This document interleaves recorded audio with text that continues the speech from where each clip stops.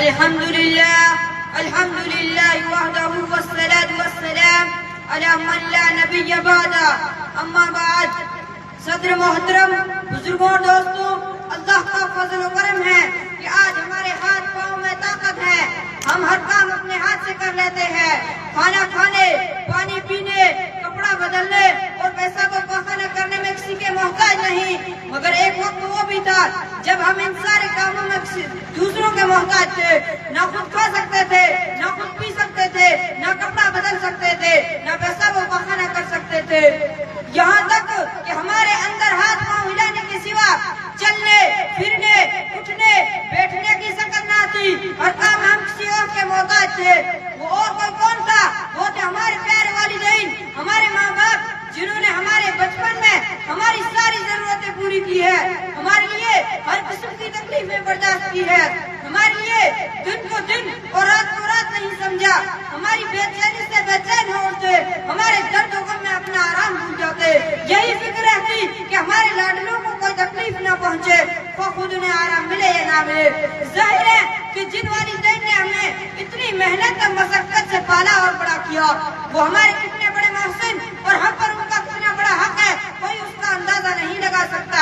ان احسانات کا تقاضا یہ ہے کہ ہم اپنے ماں باپ کا حق ادا کریں، ان کے آرام و راحت، ان کی ضروریات کا خیال رکھیں، ان کی اطاعت اور فرمانبرداری کریں. حضرت ابو امامہ رضی اللہ تعالی عنہ کہتے ہیں کہ ایک شخص نے عرض کیا، اے اللہ کے رسول صلی اللہ علیہ وسلم، ما حق الوالدین علی ولدیہما، والدین کا اپنے اولاد پر کیا حق ہے؟ آپ نے ارشاد فرمایا، ہما جنتک و نارک، جو تمہاری جنت بھی ہے اور دوزخ بھی ہے. یعنی ان کی اطاعت کرو گے تو جنت کے حقدار ہو جاؤ گے اور نافرمانی کرو گے تو دوزخ میں جلو گے. دوسری روایت میں ہے کہ رسول اللہ صلی اللہ علیہ وسلم نے ارشاد فرمایا، اس کی ناخواہ غالب ہو، اس کی ناخواہ غالب ہو. ایک شخص نے عرض کیا، اے اللہ کے رسول صلی اللہ علیہ وسلم، اس کی ناخواہ غالب ہو.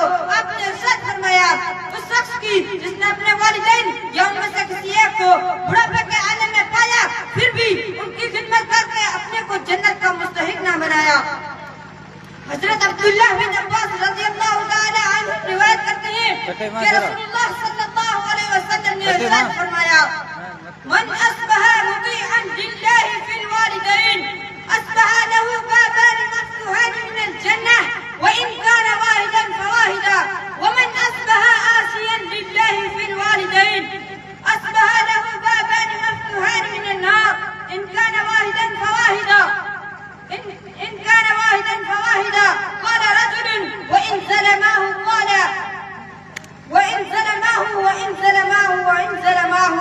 جس نے والدین کے معاملے میں اللہ کی اطاعت کے ساتھ صبح کی، اس کے لیے جنت کے دروازے کھل گئے. اور اگر والدین میں سے ایک ہو تو ایک کھلا، اور جس نے والدین کے معاملے میں اللہ کی نافرمانی کے ساتھ صبح کی، اس کے لیے جہنم کے دروازے کھل گئے. اور اگر والدین میں سے ایک ہو تو ایک کھلا. ایک شخص نے عرض کیا، اے اللہ کے رسول صلی اللہ علیہ وسلم، اگرچہ ماں باپ پر ظلم کرے، آپ نے ارشاد فرمایا، اگرچہ ظلم کریں، اگرچہ ظلم کریں، اگرچہ ظلم کریں. بزرگوں دوستوں، سوچئے اور غور کیجئے، ماں باپ کا درجہ کتنا بڑا ہے اور ان کا کیا مقام ہے کہ رسول اللہ صلی اللہ علیہ وسلم نے ماں باپ کی اطاعت و فرمانبرداری یا معصیت و نافرمانی پر جنت اور دوزخ کے دروازوں کا کھلنا موقوف قرار دیا. لہذا ہمارا فرض ہے کہ ہم اپنے ماں باپ کی اطاعت کر کے اللہ تعالیٰ کی رضا حاصل کریں، تاکہ ہمارے لیے جنت کے دروازے کھلے اور دوزخ کے خوفناک و خطرناک عذاب سے محفوظ رہے.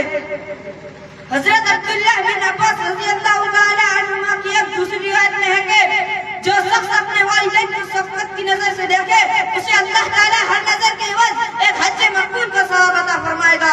صحابہ کرام رضی اللہ تعالی عنہما نے عرض کیا، اللہ کے رسول صلی اللہ علیہ وسلم، وَإِن نَزَلَ كُلَّ يَوْمٍ مِئَةَ مَرَّةٍ، اگرچہ ہر دن میں 100 مرتبہ دیکھے. آپ نے ارشاد فرمایا، نعم اللہ اکبر و عجب، ہاں اللہ تعالیٰ کی عطا و بخشش تمہارے تصور سے بڑھ کر ہے. بزرگوں دوستوں، ضرورت ہے کہ ہم اللہ تعالیٰ کی عطا و بخشش سے بھرپور فائدہ اٹھائیں اور ان بندوں میں شامل ہو جائیں جو والدین کی خدمت کی وجہ سے اللہ کے مطیع و فرما بردار بندے کہلاتے ہیں. وما علینا الا البلاغ. ماشاءاللہ بہت ہی خوب. اس کے بعد حمد پیش کریں گے محمد امین، وہ آئیں اور حمد پیش کریں.